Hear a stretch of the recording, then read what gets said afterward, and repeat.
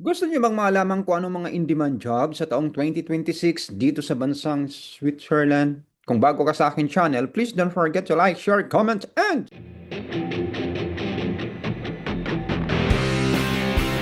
subscribe para updated ka sa mga upcoming videos natin. Huwag kaligtang hampasin ang notification bell. Tamang naryo mga kaibigan, share ko dito sa inyo kung anong klaseng trabaho ang in-demand sa bansang ito na nakadepende sila sa mga foreigners. Alright. So, sa kasalukuyan po ay mayroong 1.9 million foreigners who are currently employed sa bansang ito. Sa anong sektor? Okay. Healthcare. Kasama dyan ang mga nurses natin. Ang healthcare po ay kasama dyan yung mga nursing home. Okay. At ang IT, construction, hotels and restaurants, retail, and service industries. Dito po, karamihan ng mga empleyado dito ay mas prefer ang bansang Switzerland na kunin ang mga foreigners. Okay. Kasama na riyan syempre ang ating third country nationals. Ang third country nationals, ito yung mga nationals na hindi bahagi ng European Union. Okay. So, kahit ang US, third country national yan pagdating dito. Okay. So, katulad ng Pilipinas. So, itong mga nabanggit kong sectors dito ay hindi naman din ganong kadali pumasok. Dahil kung tayo pa ay third country nationals, ay kailangan natin ma-comply ang requirements ng migration at saka labor authorities. So, babanggitin natin uli dito, bagamat nasabi ko na to sa mga ilang videos ko, ang basihan po para makapasok tayo dito sa mga professions na to, dapat highly qualified po tayo. Okay. So, pag sinabi natin highly qualified tayo, meron tayong matagal na o mahabang experience sa ganitong klasing trabaho.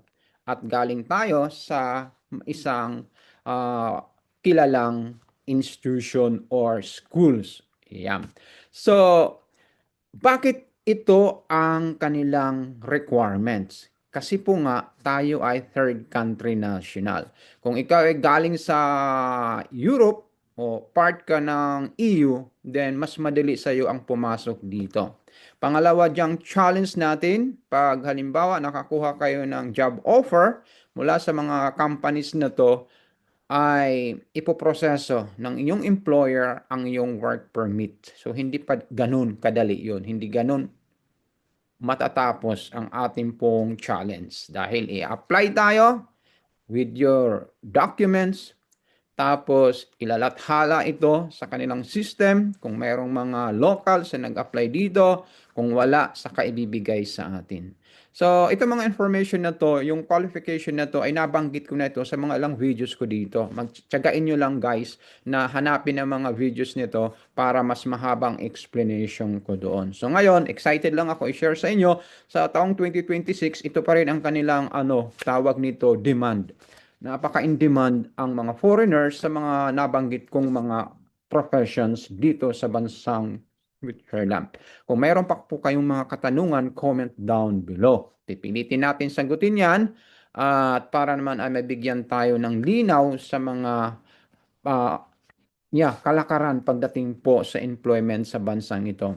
Sasabihin ko sa inyo ng katotohanan, hindi ganun kadali pumasok rito, pero bakit hindi natin i-try? Kung itatanungin nyo sa akin kung paano kayo makakuha ng job offer, ang suggestion ko po, katulad ng mga successful na mga Filipinos na nandito na, sila po ay nag-apply direct sa companies. Send sila ng mga resumes, hundreds of resumes. Yeah, pa-iba-ibang mga companies. Basta kung interesado ka, send ka. Kasi yung mga iba natin dito na mayroong testimony, na interview na natin yung iba na sila ay nakakuha ng work dito dahil sa kanilang tiyaga ng sending out ng resumes at mayroon namang kumuha sa kanila. So, nandito na sila sa bansang ito. Okay, iyon lang muna ang ating sharing sa umagang ito, sa kalakaran sa bansang ito. Huwag mawala ng tiwala, kapit sa pananampalataya. Ciao!